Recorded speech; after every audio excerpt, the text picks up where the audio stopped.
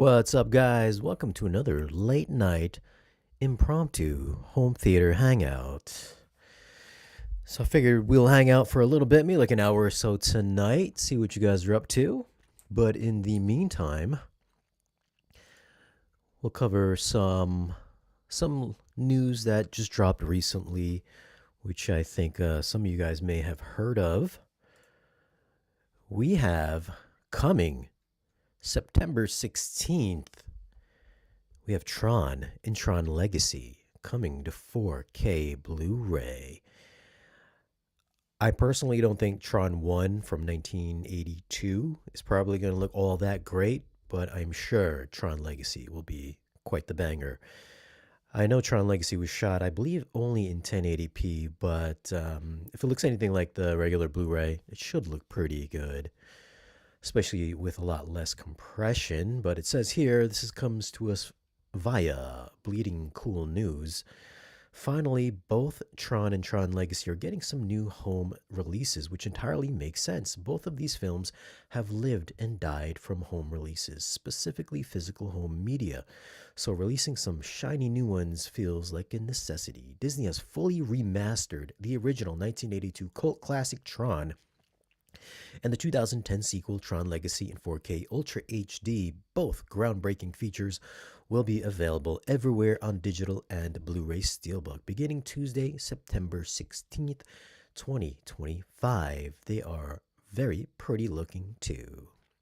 So there it is, man. I would drop some links for these, but there are no pre-order links at the time of this video. But once they go live, I'm sure I will drop some links in the community tab.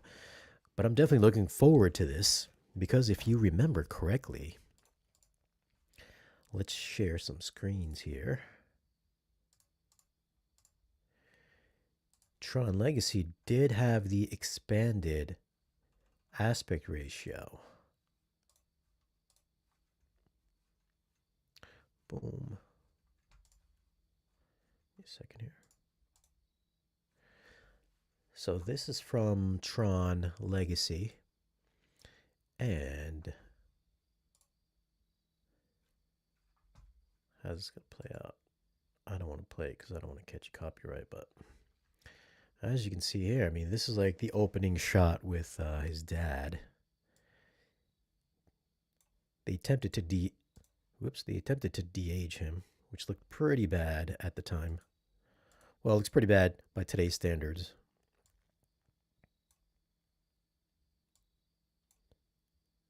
I mean, that just looks really bad. That looks so 2010. So this is obviously 2.39 aspect ratio, and I remember watching this not that long ago. I want to say a few months ago, and I didn't realize that this had the expanded aspect ratio. But here, once he goes to answer his dad's page, he goes back to the arcade, and boom, there you go. It goes full screen. I don't know if this was a thing back in 2010 where they promoted IMAX or not. Like, I don't believe so. I mean, if it was, so I'm sure one of you guys will know. But so this will have the expanded IMAX, or, well, the expanded ratios, which do look cool on the 3D Blu-ray. I mean, if you have the 3D Blu-ray, it's still top tier 3D, if you ask me, and especially towards the end here, where they go through they have the aerial battle, which is very much like Top Gun Maverick. I mean, there's a lot of the same moves that you see in Maverick is also in Legacy. I mean, these highlights should look awesome. All the blue lights, blue, white, red lights, orange lights. Yeah, let me not let that play out because I'm sure I'll get stung with a copyright. But all this stuff looks great when he's falling out of the plane. Well, when his vehicle crashes midair and he drops into the water. All look really great in 3D. And these are all hopefully they'll maintain the aspect ratio when it comes on 4K. But this still is one of the best. If you just want to see if your subwoofers are working, this is one of the best movies to test out your subwoofers. The race scene at about 43 minutes is still one of the best test scenes ever. This is where he first starts up the light cycle and it blows up and it transforms. He drives away, and this whole scene right here is just demo worthy base wise. I hope, although I'm 90% sure they'll probably gimp the base on this, which is really going to suck. So unless they really do up the Atmos and give us a lot of overhead effects, I'm not sure what they're going to put up there, but unless they do that, then probably the de facto standard will probably still be the DTS mix. Because this still holds up really well today, especially if you upmix it with Neural X or Dolby Surround upmixer. It still holds up really well. And that's just going to look awesome in HDR. I will, of course, remux the Atmos audio on the 3D disc, provided it looks good. But these are going to be fresh, new remastered, all fresh, new remasters. Again, I personally don't think the 82 one's probably going to look all that great, but you never know. But this is Tron Legacy and then Tron 1982, all coming September 16th on 4K Blu-ray. Do you think they're going to keep the expanded aspect ratio? Leave your comment down below. So that is Tron. Another thing I wanted to bring up today. I released my Ballerina 4K Blu-ray review 2 days ago. I think it's 2 days ago now. And I was actually kind of surprised that I got a lot of views on that. A surprising amount of views on that, because not too many people, like I believe it bombed at the box office. I think it made like $50 million or something like that. Unfortunately. But this is Ballerina. You can get it now. Good price, $27.96. Of course it'd be a good price, right? $27.96. I was very disappointed in it. I think most of you guys that might have saw it on digital noticed that it didn't sound all that great either, but I got a couple of comments that were just like, yeah, it sounded good. And if you had seen that video, I was trying to bait some people in it when I say, if you don't know what the Dolby Atmos viewer is, you can find a link down below in this video's description that tells you all about it, what it does and where to get it. You could also find a list of all the gear that I use for these 4K reviews down there as well. But in that little portion, I put down, like my 98-inch TV, like my Bravia 8, and like my 26-channel turn-off setup, because I knew that would piss somebody off. So I was waiting for that to piss somebody off to say, oh, why are you trying to say you need all this stuff and all that stuff? Well, I finally got a response to that, and it was from somebody that supposedly reviews movies as well. So I was like, oh, I knew it would be another reviewer. And this person has, if he's in the chat today, feel free to speak up, but he said that I was, I was wrong for saying that. Like, most people don't have 26 channels, and that I got all my stuff for free, that it's not normal to have this stuff, and it sounds good on his system, which happens to be a Sony HTA9. Now, if you guys know what the HTA9 is, that's Sony's 4-speaker setup with upfiring drivers to give you the Atmos effect. The system also does not come with a subwoofer, so you do have to purchase a subwoofer, which is optional. You can get I think the $300 subwoofer or the $700 subwoofer, which I think is like the HT300, HT700, I think it is. So him and another guy got into it in the comment section of that video, which I thought was kind of funny. But it goes to show that he said it sounded great on his HTA9, and that essentially I was wrong for saying it didn't sound good on my system. which goes to what a lot of people think. Why do these audio mixes sound bad? Because they're dumbing them down to sound good on sound bars and smaller and smaller setups. Whereas in fact, he said it sounded great on his HTA9, which would make sense if that was the truth. If he was blown away by the sound quality on his 4-channel surround sound setup, man, good for you. That's fantastic. But why did I say that? Why did I leave that little nugget in my review? I just wanted to see who would get pissed off by that. And I knew like maybe if another 4K reviewer saw that, they would probably feel a certain way about it. And what kind of credibility would I have if I didn't have the absolute best system that I could have when giving my feedback on the AV quality? If I told you guys I was watching this on a $600 75-inch Hisense LED TV, and I said the blacks look like crap in every single movie, you would probably know why. If I was reviewing this on a Hisense or Samsung soundbar, and I said the bass was outrageously good in every single thing that I reviewed, you would probably know why. And I would really, I wouldn't have any kind of credibility in my reviewing skills. I know some of you guys don't rely on my reviewing skills anyways, but for a lot of you, I think you guys do. That's because I like to think I have reference gear. Like, you can't review movies if you don't have reference gear.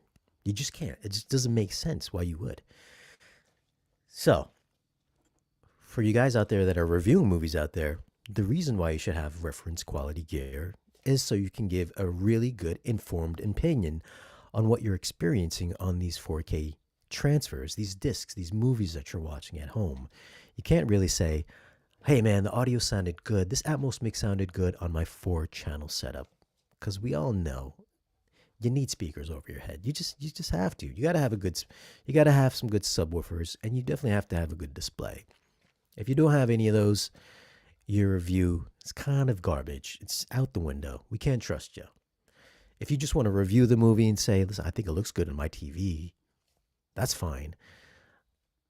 But you really do have to have some good equipment if you want to give a true representation of what most people with quality gear at their houses would expect. That's why I threw that little nugget in the ballerina review. That's why I said it, just to see if it would upset anybody. And clearly, it struck a chord with at least one 4K reviewer, I guess. One 4K movie reviewer. Anyways, what are your thoughts on people having the proper equipment when they're reviewing movies? Should they have reference quality gear, or should they just go with whatever they got and just throw up their own reviews on YouTube? Leave your thoughts down below. Let me know how you feel about that. Okay, that is my second topic. What else did I have here? Another future review I got coming up. Let me bring this up. Where is it? So there's already a few reviews of this on YouTube already, which you can go see. I was a little disturbed that these reviews were already out because I know that it's going to eat into my review. Like, I'm probably not going to get any views on this at all anymore because there's already reviews. But this is the Anker Soundcore Nebula X1 Pro. You probably ran across this on Instagram or Facebook or something. There's ads everywhere for this thing, but this is a projector. It's an outdoor projector. Well, it's essentially the Nebula X1 that I reviewed a few months back, except that it comes in this big form factor. Let me see if there's a better picture of it. So here, this is the projector here. It has a lens that can angle, like, it doesn't have lens shift where it moves the lens up and down.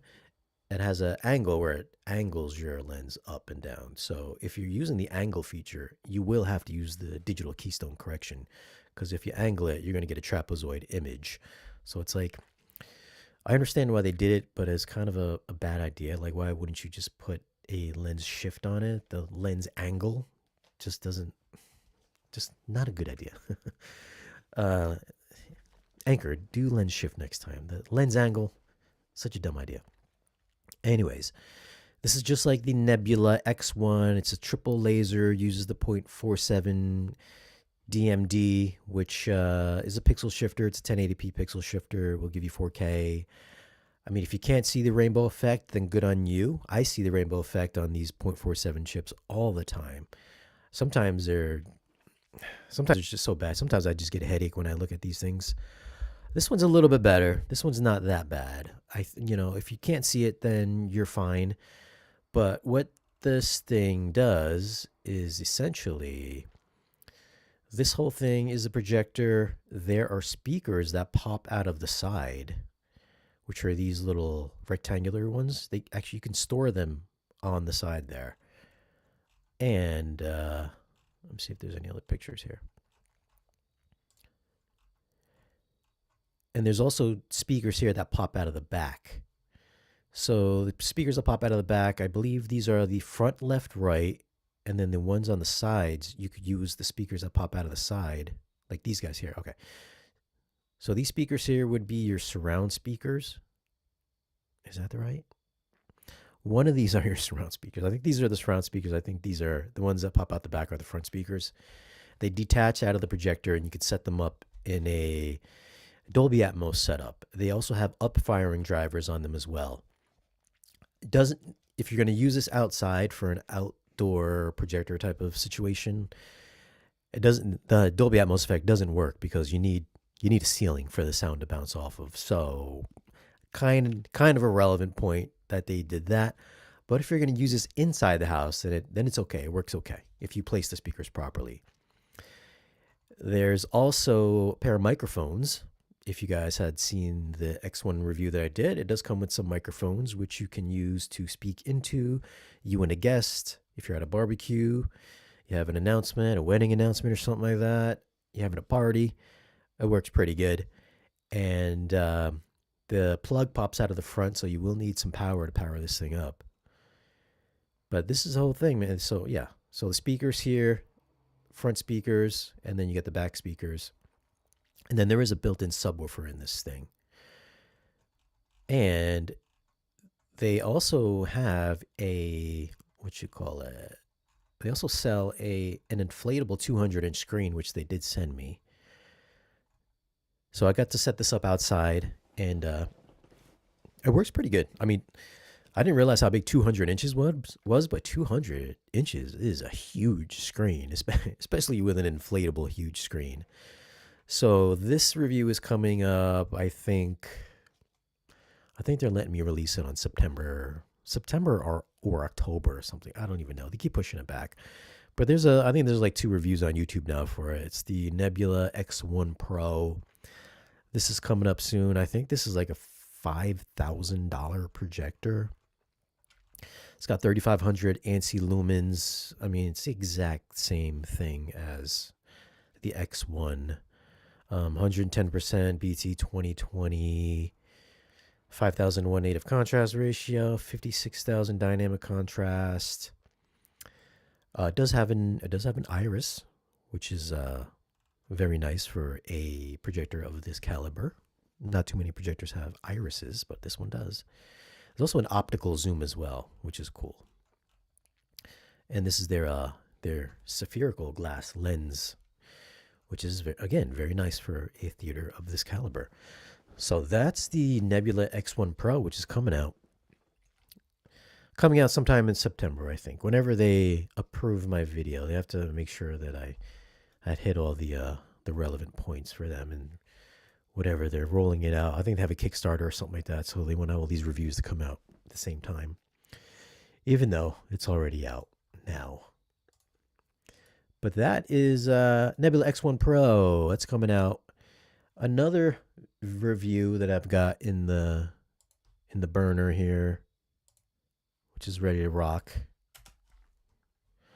I feel like every single YouTuber has reviewed one of these Ugreen NASs. I have put it off for a while because I never needed a Ugreen NAS or a NAS of any shape or form. I've always had, the Zidu player. I've had the Zapiti players.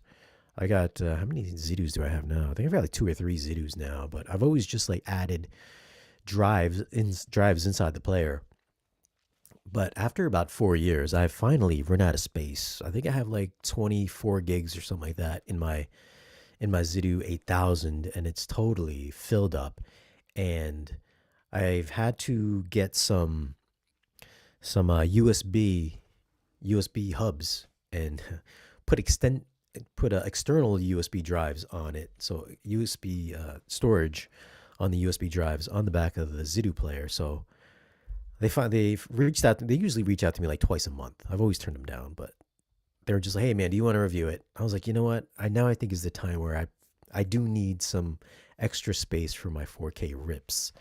So this is coming up soon. This is it's a 4-bay NAS.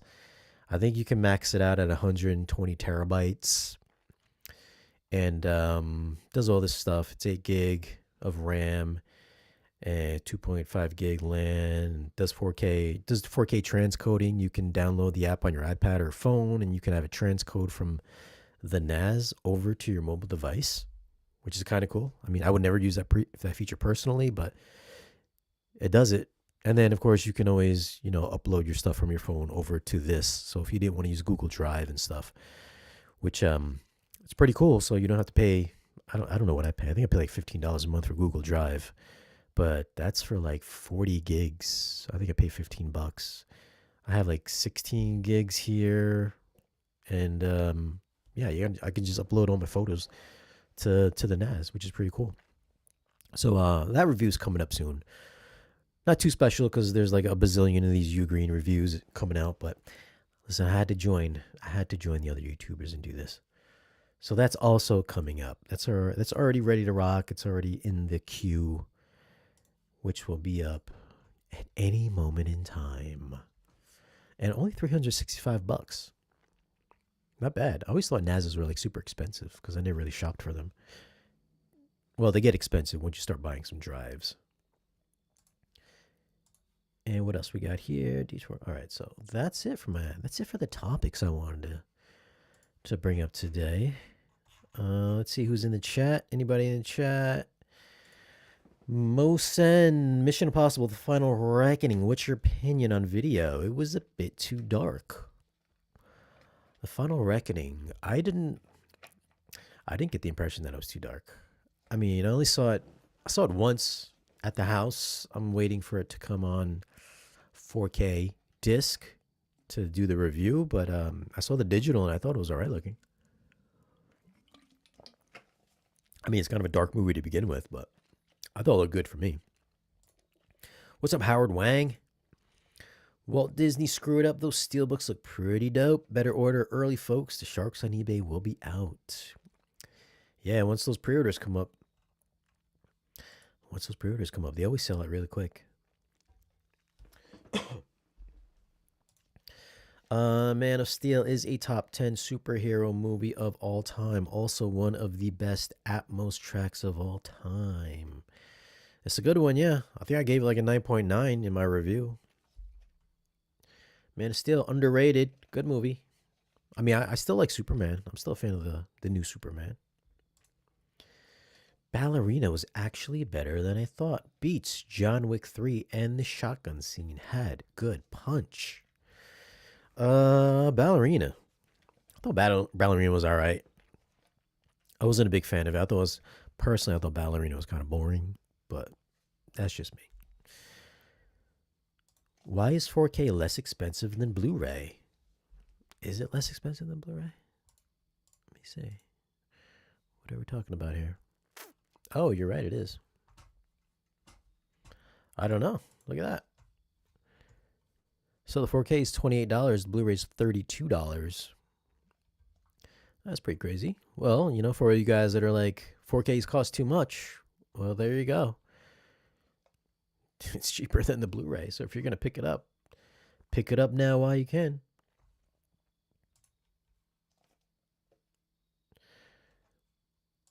Will you review the UST Nexigo Mark II?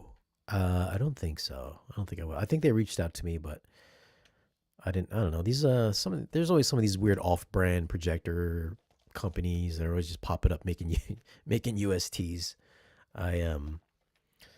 No, probably not. I think what was the last off-brand one I did was for movie. I think for movie was like the last kind of off-brandish thing. But I think everybody really liked that for movie projector. I think it like won best projector one year or something like that. Best UHC projector. Hey, buddy. Jill Brazer, you need quality AV gear to do reviews. I agree. Terminator Juice. Nothing worse than a 4K reviewer who has a 65-inch TV and Dolby Atmos soundbar or bouncy house Atmos. Very true. That's why I don't even. That's why I can't even watch most of the. Sometimes, occasionally, if I review in a movie and maybe I am unsure about something, or maybe I just think something's off, or maybe I think my display is off or something, I might go and just check out another review before I post mine just to see. But then it's like most of these 4K reviewers are not really. I mean, there's like maybe one or two people that are kind of judgmental, but most of the guys are just like, you gotta buy the disc. This is the new 4K disc, and you need it. You need to have it. It's a limited time, limited edition. You need to buy it now before it sells out. The greatest transfer ever. And a lot of those guys are like that. So I can't keep up with those guys. Some of those guys, they get like deliveries like every Tuesday or whatever. Every week they'll get a box of Blu-rays, and I can't keep up with those guys.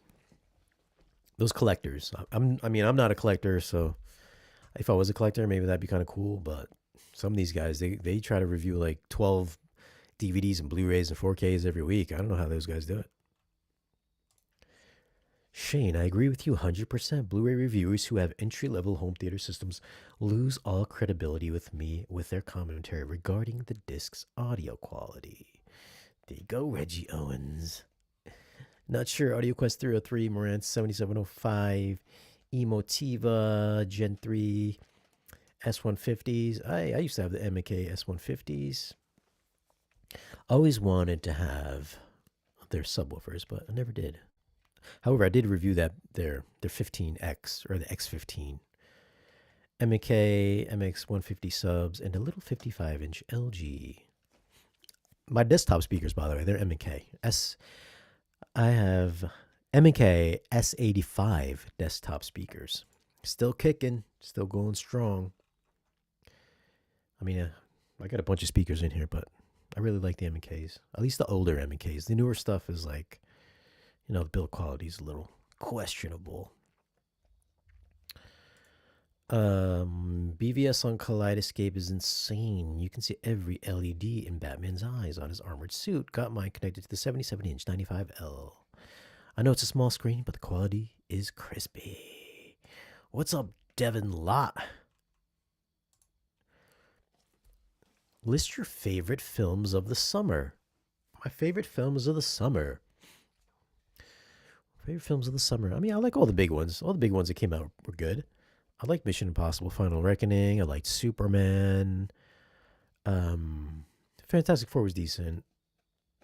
What else did I watched The Roses. I watched that today. That was all right. I believe The Roses was a remake of War of the Roses with Kathleen Turner and Michael Douglas, I think. That wouldn't be on my favorite list, but it was good though. It was all right. And what else is good that I saw? I saw a bunch of stuff. Those are the recent ones that I saw. 28 Years Later. I really wanted to like 28 Years Later, but I just thought it was goofy. I didn't find it like intriguing at all, especially that ending.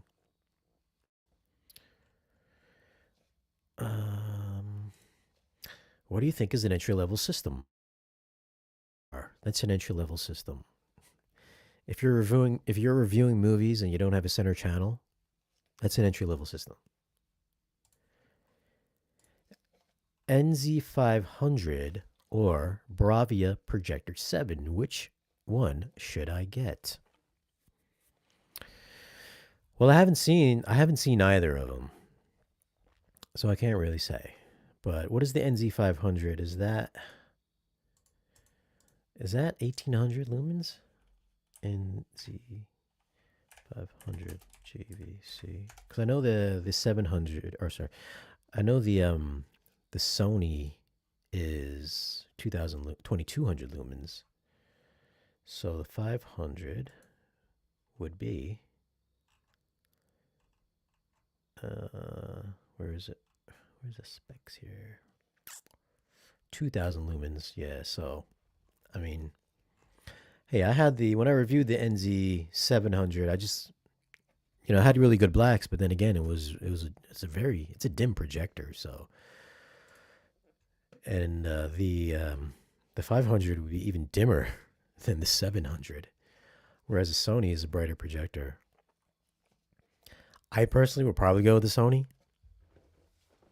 because the Sonys have a good tone mapping this year. They have good black levels this year. If it's a brighter projector, I mean, black levels I think would be negligible at that point. However, NZ500 is probably going to be so much dimmer that the blacks are probably just going to look good anyways. I mean, if you're at like 150, I'm going to say if you're like 120 and below, then I think you'll be safe with either one. But I would still probably go with the Projector 7. If you're above 120, then I would definitely go with the Projector 7. Because the 500 and 700 is just, they're too dim. Just too dim. At least for 150. For 150, the 700, NZ500 was just too dim for me to enjoy. I think, there was a movie that I reviewed on. I reviewed Wicked on the NZ 700. And I don't know. I think I was one of the first to review that movie. So I think when I said the movie was kind of, I said the movie looked dull, which it is. The color palette on Wicked is kind of flat. It's a bit dull looking, but I also just said it wasn't bright, which I should have cross-checked with my TV. But I didn't because I went directly to the 700 and I was just like, oh man, this movie's just dim. And I think I said that in my review and people kind of went with it. And then when I went back and then I looked at it again when I had the NZ 900 and then the Epson 7000, I said, oh man, wow, I think I might have reviewed this movie wrong because that projector was not powerful enough for my screen. And I thought it was dim. So I kind of gave that movie probably a lower score than I should have because the brightness and the colors are actually better than what I had seen. So getting the right screen and the right size for the projector is imperative if you're going to enjoy it to its fullest. And if you're reviewing movies, definitely get the right projector for the screen. Which, by the way, the Wicked is a good-looking movie. I probably should have rated it much higher.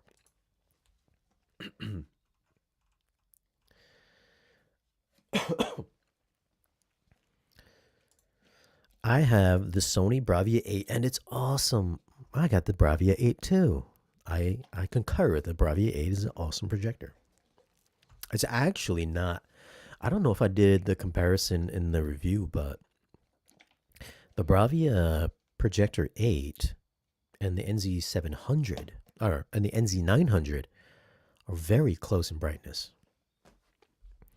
So it's like the Projector 8, the Bravia 8 is something like what is it, like $19,000 now, $18,000 or $19,000, and the NZ 900 is like $30,000 or $32,000. It's definitely not worth twice as much as the Sony. That's a given. It does have slightly better black levels, I'll give it that.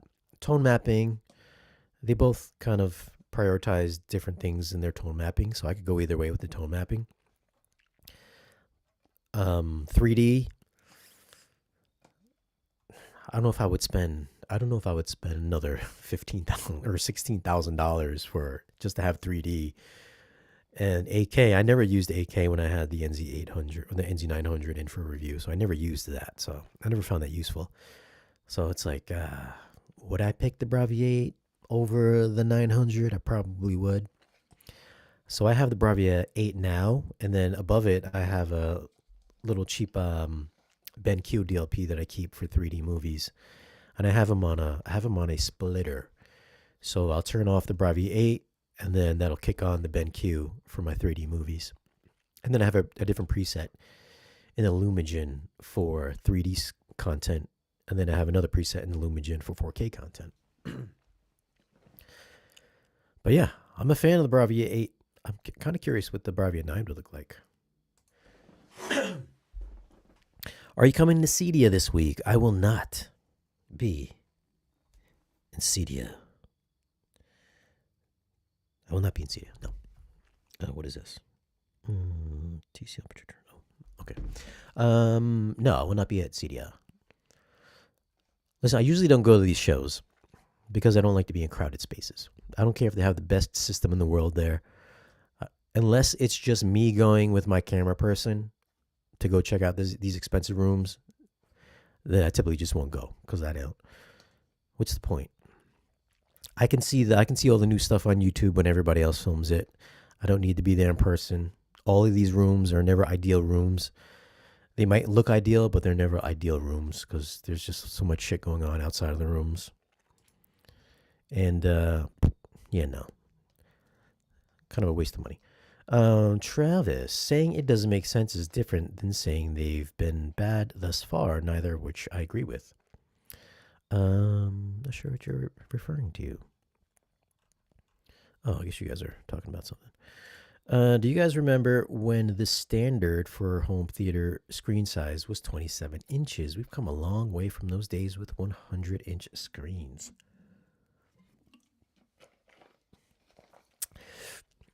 I think when I had first got into home theater, I think I had it was definitely 4x3 TV. I don't even remember the brand, but I don't even remember the brand anymore. It was so long ago. But I think it was a little bit bigger than 27. I think it was like a 43 or something. Any reason you would want to switch your processor to the new Trinov CI? Just wondering. Well, as far as I know, I believe the audio over IP feature is still supposed to come to the Trinov Altitude 32 processors. There's some outputs on the back of it. I believe it's got AES outputs on the back of the 32. And 4 years ago when I had them on the channel, they said that feature was coming. That was 4 years ago. I don't know if they abandoned that idea altogether, but I do believe that it's supposed to still be coming to the Altitude 32. Because that's the only thing I think is really added with the new CI is audio over IP. Also, if I was going to go with the CI, I would need all new amplifiers because none of my amplifiers are digital. Because if I went with the CI, I would still need a DAC because you need to go from digital to analog, and there's no DAC inside the CI. I could be wrong on that, but I'm pretty sure I'm not. But you would have to go outside. At least I would have to go from the CI into a DAC over to my amplifiers. Because my amplifiers are analog, they've got XLRs or the DB25 connection. So, that would be a very expensive upgrade. Or, I don't even know if it's an upgrade, a side grade maybe. I don't know if they fixed that little delay at the beginning when you start movies playing or not. I would hope they would fix that since this is from the ground up, but I don't see myself switching to the CI at all because I would need all new gear. And as far as I know, this is the Altitude 32 and 16 are still kind of the flagships in their lineup. This is just like an extra edition. I was told it wasn't their flagship. It's just like another one in the series. There you go. There is a DAC for those 8 XLRs. Oh, there you go. So for 8 of them, I would need it, but then for the other 16, I would need a DAC for it. So that would be a very expensive lateral move, I feel.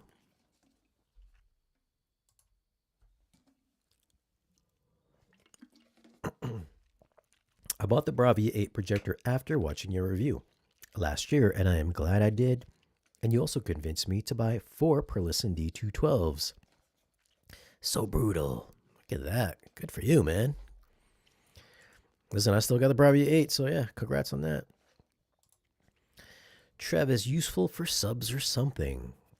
I mean, my system is good as is. I don't know if I'd be able to tell the difference, having 20 some speakers going at the same time. Would I be able to hear the difference? I mean, the processing will be all the same. They're still going to use the same code for decoding. Would I be able to hear increased, better SNAD scores or measurements? Highly doubt it. Highly doubt anybody would. So, I mean, listen, unless they're going to give it to me, I don't see myself upgrading.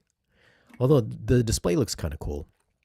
Although I do like the looks of the Altitude 32 better than that little rinky-dink enclosure they have for the CI.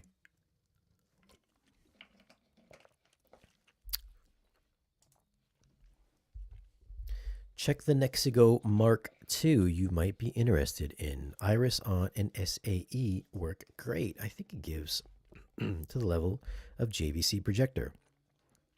Nexigo Mark II. Is that a ultra short throw? Nexigo Mark II. Let me see. Yeah, it's a ultra short throw. Well, I can tell you something, Mosen. There's not a chance in this world that the Nexigo Mark II will ever be close to the JVC projector, because I know that uses a 0.47 DMD in it, and the black levels are not going to be as close to JVC. I don't know what YouTube videos you've been watching, but I know that's false. There's no DLP out there that looks like a JVC. JVC is like just levels above it. It's not even close to the Sony. God, I wouldn't even put it into Epson category. Listen, and I've had a lot of these ultra short throws and DLP projectors. They're just once you see them side by side, there's a pretty huge difference. They're good for what they are, but they're not JVC or Sony level. Sorry to burst your bubble on that one. I meant the 8 XLRs are useful for subs if everything else is going over IP to a digital amp. There you go, yeah. 8 subs. How many subs do I have? I got 1, 2, I got 5, 6, okay. I got 8 subs. All right, so yeah. Yeah, I would definitely need to use all 8 of those XLRs. So then I would still need 18 DACs for all my main speakers.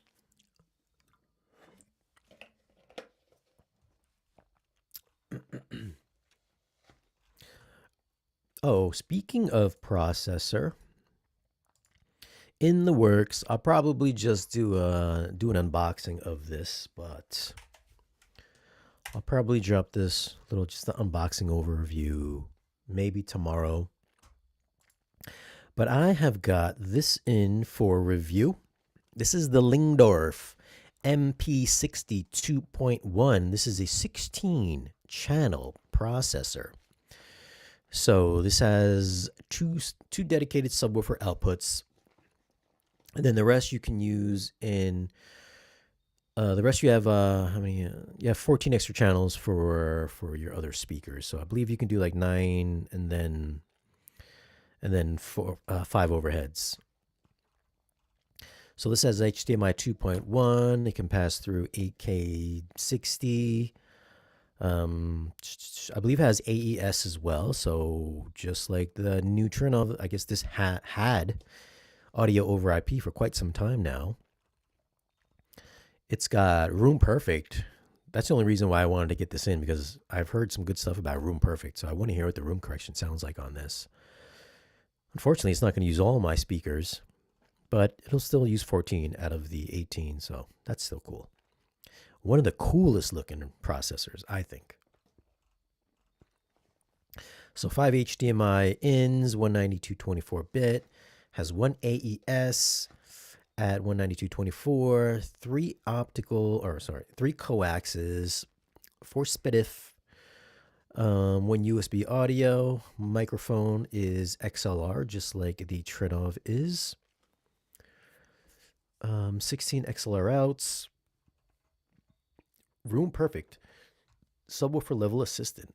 32 time adjustable voicings holding high-low pass parametric filters with adjustable gain and Q. So I'm excited to check this out. This has been around for a good like 4 or 5 years now, and not too many reviews or any really, at least on YouTube. I think there's a couple of written reviews out, but this looks good. I'm a little surprised. It's been out for so long. I'm surprised they haven't come out with a model with more channels. I believe this is a Danish company too, if I'm not mistaken. Together with the Steinway Lingdorf, Denmark. There we go. Headquarters in Skive, Denmark. Is that Skive? I don't know. I feel like things that come out of Denmark, they don't get a lot of love, because I got those Dolly speakers, and those are from Denmark too. Not too many people interested in those. Why is that? Why does nobody talk about Lingdorf? Because this sounds like should be a pretty awesome processor. I mean, the Macintosh MX, what is it, MX123? I think is based off of this processor. It uses Room Perfect. It's just like a rebadged Lingdorf. And then I think the MX120 is based off of Marantz, but I know the Marantz's flagship is basically a Lingdorf processor. I've never heard of one of these, but I am very excited to. I do have the Lingdorf guy. He's coming here the week after Cedia, and we're going to shoot a video here. He's going to set up Room Perfect. I'm sure we'll have a couple tutorials or guides on how to set up Room Perfect and stuff like that, which will be cool. So that's coming. I might do the unboxing tomorrow. I'll post that tomorrow night. But that is in the works. This is a $15,000 processor. Would anybody pick a Lingdorf over a Trinov? Because I know the Trinov is about $4,000 more. That's the question. But then again, you do get an extra. The Trinov is $4,000 more, but it's also 20 channels compared to the 16 channels. So you are getting more channels. Extra $1,000 per channel with the Trinov. But I'm excited to check that out. What amps work with Ethernet cable used for the channels in place of RCA and XLR? Well, you can get the Lingdorf amps. The Lingdorf amps will work with them. A lot of the Pro amps will work with AES. And I think Storm has some amps. And, of course, the new Trinov Altitude 16 audio over IP version will work as well. But audio over IP has been used in professional setups forever. It's now trickling down to the home theater market.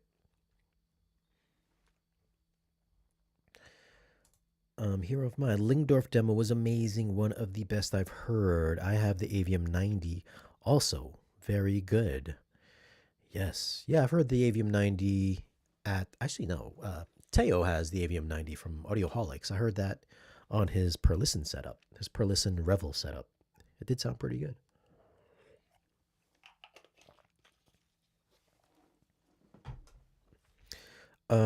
What about the NZ500 versus the Sony?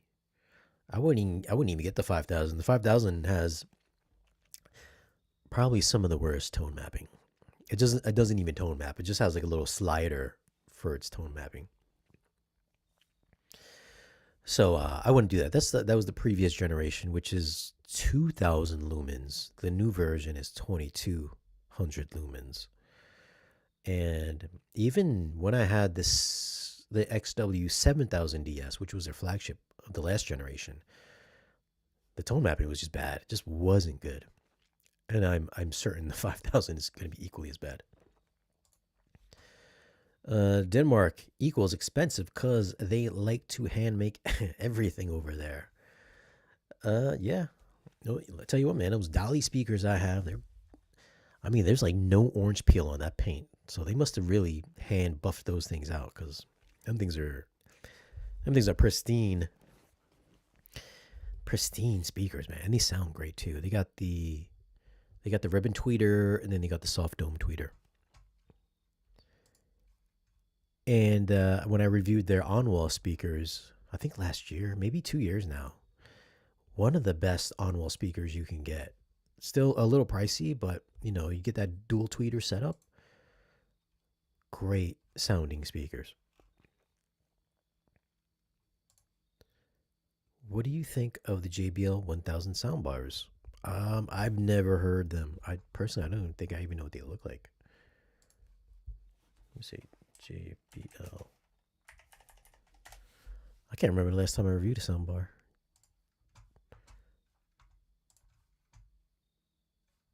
JBL party speakers. Yeah, I see those party speakers everywhere. Oh, that's funny. The JBL wireless mic looks exactly the same as the Anker wireless mic. Huh. I wonder if Anker and JBL is in cahoots. Because they are exact same microphone. Yeah, I don't know. I've never heard a JBL soundbar. Sorry, buddy. The only place I would put a soundbar is maybe in my bedroom. I do have a I don't even know if I would put one in my office. I might put one in my office.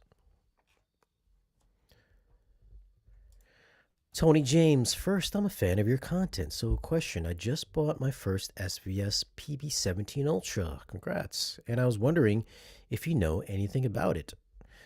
I don't know anything about the PB17 Ultra. I reviewed the SB17 Ultra. But I really did like this 17, the SB17. I got some pretty good I don't know if it went down to single digits or not. I felt like maybe it went down to like 10 hertz in my room. I don't think I hit single digits, but for those two, for the two that I had, yeah, it was definitely it's probably the best SVS subwoofer that I've heard. So it was definitely better than the PB16 that I used to have because that thing chuffed like crazy. I literally chuffed like that for the first day I got my PB16. We thought it was so big and heavy, we just cranked it. We just like chuffed the first thing we popped in there. Definitely don't put in Edge of Tomorrow as your first demo, the first thing. And don't crank it up as loud as you can.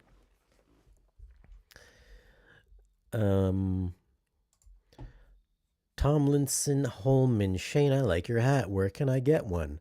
I used to drop links in the video description. Where can you get this hat? I got it on Amazon. It's a cheap hat. I don't remember what it's called anymore. I would have to look it up in my orders. But it's oh, you know what? There we go. Let me bring it up here. It's a cheap hat. It's like $20. Every time this gets old, I just get a new one. And man, where is it? Oh, here we go. No, that's not it.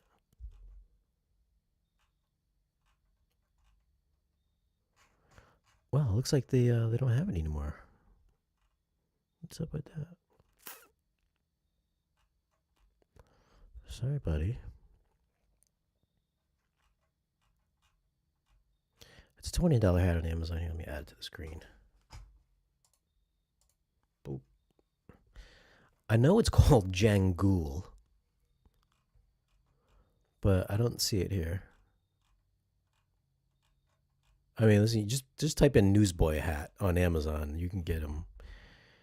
You can find a plethora of hats. So, yeah, they're here.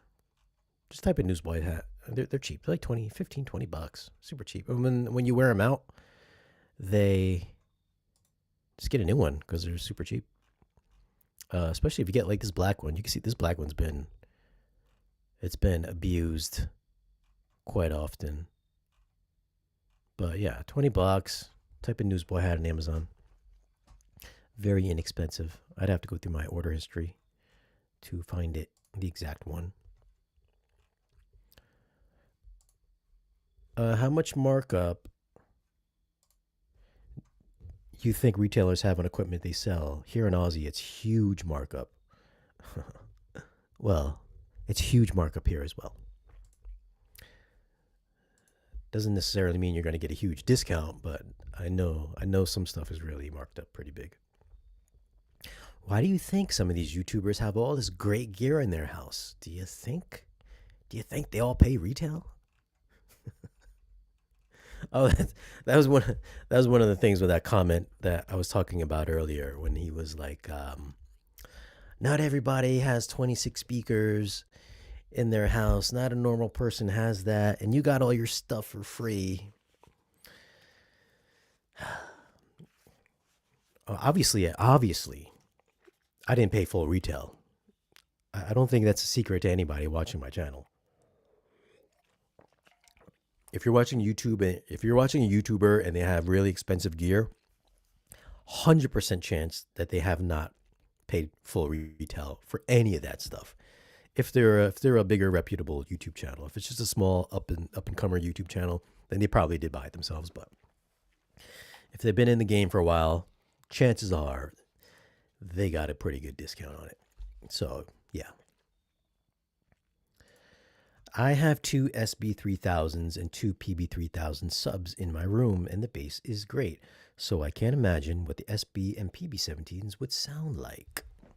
You gotta step it up, Terminator Juice. You need to get yourself some SB17s.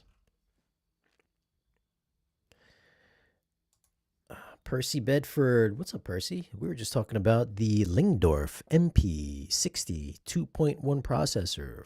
Retail $1499.99. Have you guys also noticed? I remember when I started YouTube, I just came straight out the gate. I had the $17,000 Sony 695 ES. I think I had an Integra processor. I was running all separates, had all Rotel amps, had the M&K 150s, had a scope screen, had a Panamorph lens. So I started out the gate, I think, kind of like on the higher end. And I used to get called out. I used to get called out all the time because people just hate on me for having expensive stuff, I guess. So I was just like, you know what? Me and the boys were like, we're going to start the channel. I got all this great gear because I was working at Best Buy at the time. So I had all this great gear. Got some really good discounts at Best Buy. Oh, by the way, markups on product. I know because I used to work at Best Buy, and if you want to get good deals, get yourself a part-time job at Best Buy, get all the stuff that you want, and then you quit, and then there you go. Now you have some nice gear. But have you guys noticed the trend that it seems like everybody has really expensive gear nowadays? It's like everybody just talks about really expensive gear. Back in 2016-17, everybody was talking about Denon Marantz AVRs. It was Denon Marantz AVRs. It was Klipsch speakers. It was SVS subwoofers. Polk would be thrown in there every once in a while. And that was pretty much the landscape of YouTube home theater. I'm not saying that I started the trend or anything like that, but I definitely had more upper echelon stuff out the gate when everybody was kind of mid-level, entry level. But nowadays it's like when I got the Trinov, I think I was one of the first YouTubers to get a Trinov, and people were like, "Oh my God, you're crazy! It's not spare change no more." Dude, everybody has a Trinov now. I mean, every single channel, even the small channels with like 10,000 subscribers, have a Trinov now. It's insane. Everybody has gone so ultra high end. It's insane. It's pretty crazy. Everybody has a Kaleidoscape nowadays. The channels that didn't have a Kaleidoscape, they all have Kaleidoscapes. Mind you, I was one of the first to have the Kaleidoscape and do a review on it too. I think that review had like something like 100,000 views or something like that.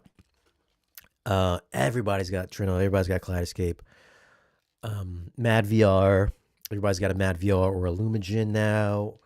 I feel like I've been left out. I feel like I don't even have like the best stuff anymore. I'm just like everybody else. I feel like I'm just mixed in with everybody else. It's a little crazy. I mean, I don't know if that's the reality with most of the viewers of the channel. Do most guys out there, do most normal people have most of you guys traded out your processors or receivers for Trinovs and Storms? Because I don't see anybody really talking about receivers anymore. It's a pretty rare occurrence that I see a receiver review.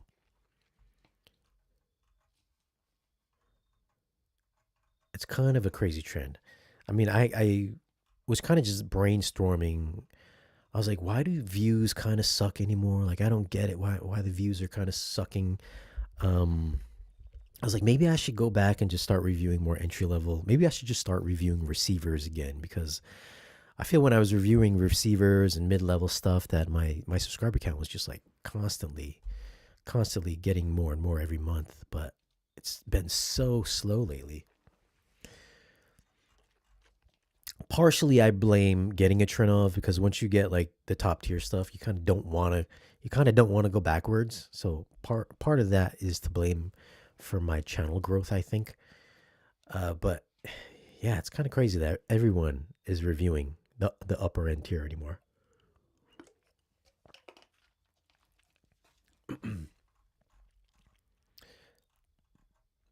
What's this? JBL. I bet Kscape servers are 80% plus profit. I don't know. I mean, I know they don't. I know they don't bank off the prices of the movies. Like that's the studios. They they control the price for the movie, but I'm sure Kaleidoscape controls the price for their hardware. Do you think Arcam is going to do a refresh on their processor and AVRs? Also, do you think Marantz is going to drop a replacement for the AV7706? Mm, I mean, Arcam. I feel like they didn't they come out with something new recently. I felt like they had a refresh, like a Mark II of one of their processors, but I think they're about due. I mean, it's been a few years since I had the what was it, the AV40 or something like that. So that was a few years ago. I would bet that I bet there's a new refresh coming pretty soon. If I work at Best Buy, Shane, I would be broke always, and that's not a good idea. I'll tell you, man, the discounts were pretty good at Best Buy. I don't know if it still is anymore, but they were pretty good. I'm talking sometimes better than 50%, depending on what you're getting.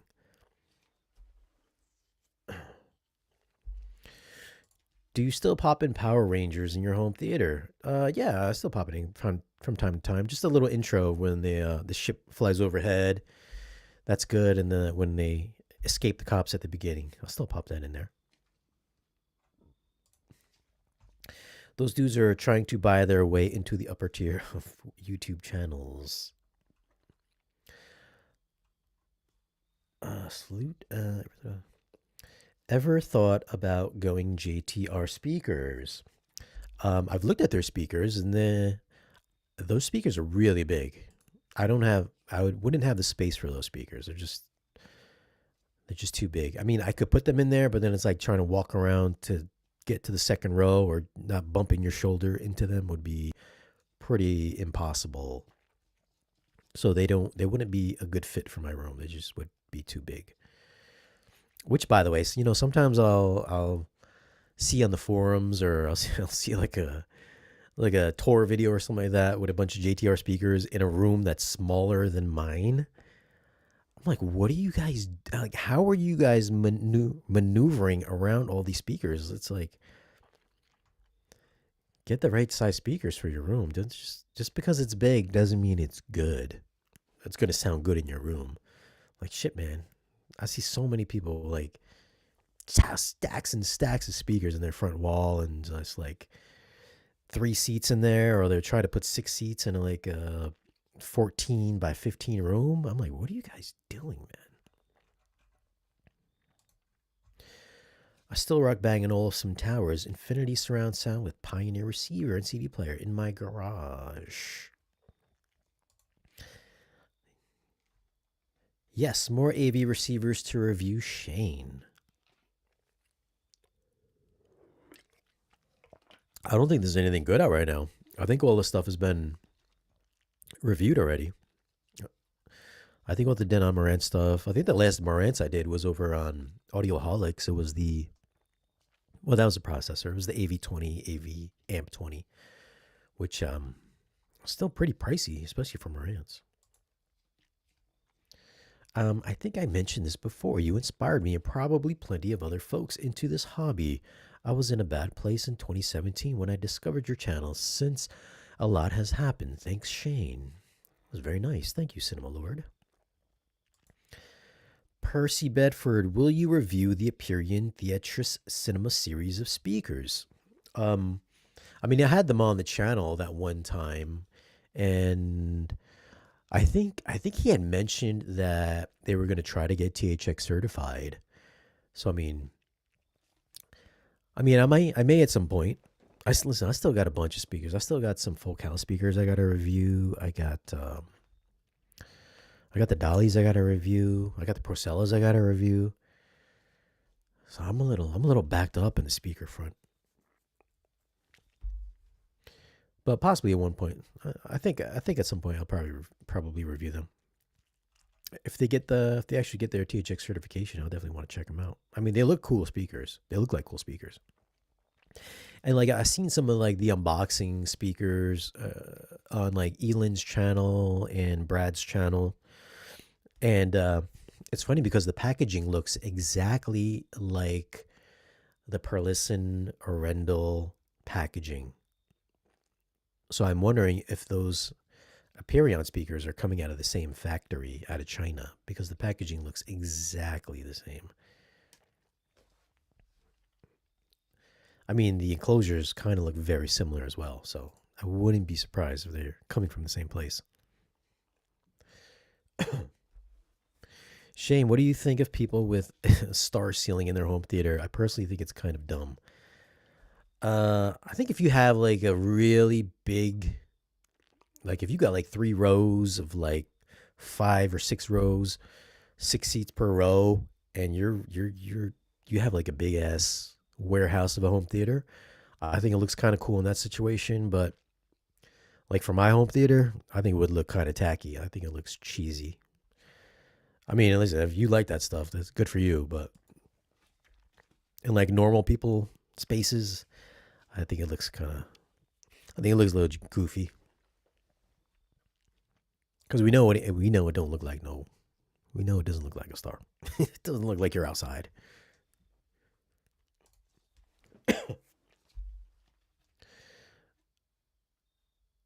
What else we got here? Anything else good?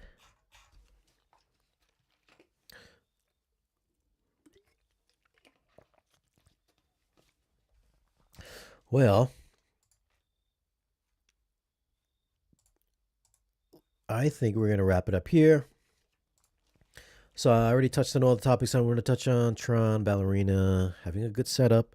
Nebula X1 Pro, the DH4300. I also have coming up, where's the screen at? I've got a couple of like 1080p projector reviews. I don't know how many people are going to watch this video, but Nebula's got a pair of 1080p portable projectors. One is like a projector slash speaker.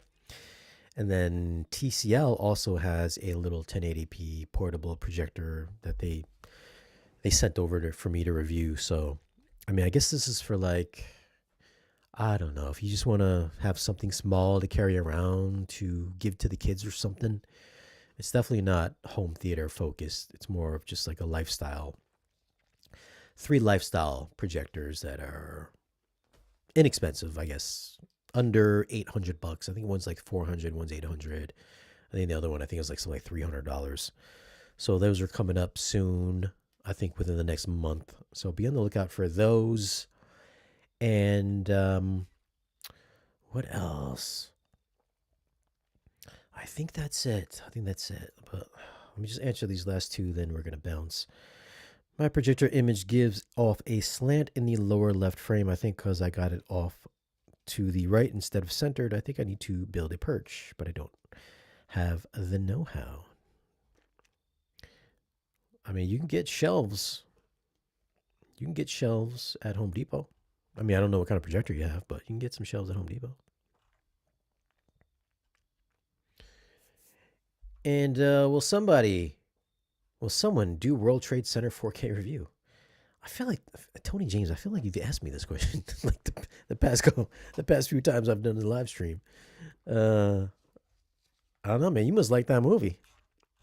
I think that's the one with Nick Cage, right? Let me see. World Trade Center. That's an older movie. Why is this not coming up? World Trade 4K. Yeah, it's a Nick Cage movie. I had no idea this was even on 4K. Let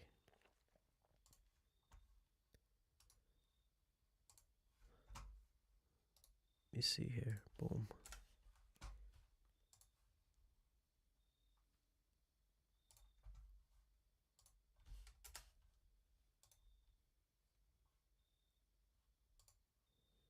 I don't know why it's not working. World Trade Center 4K. $33. Wow, why is it so much money? When did this come out?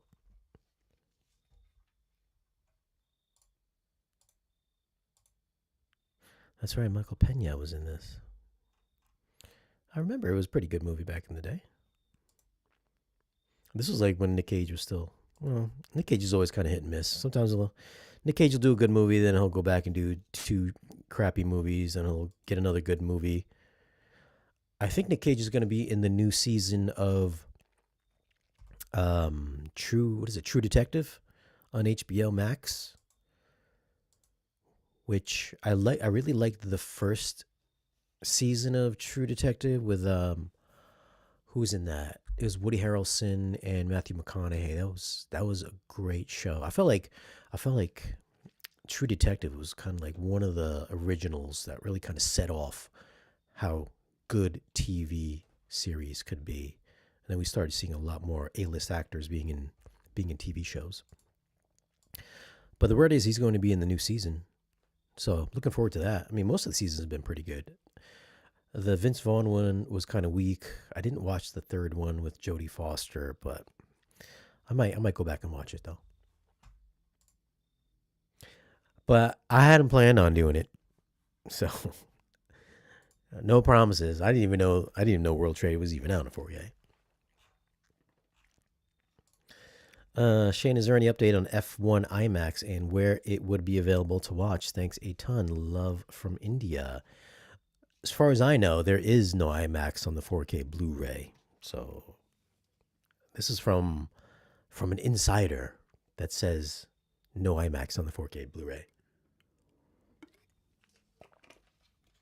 which he's been pretty spot on for the most part.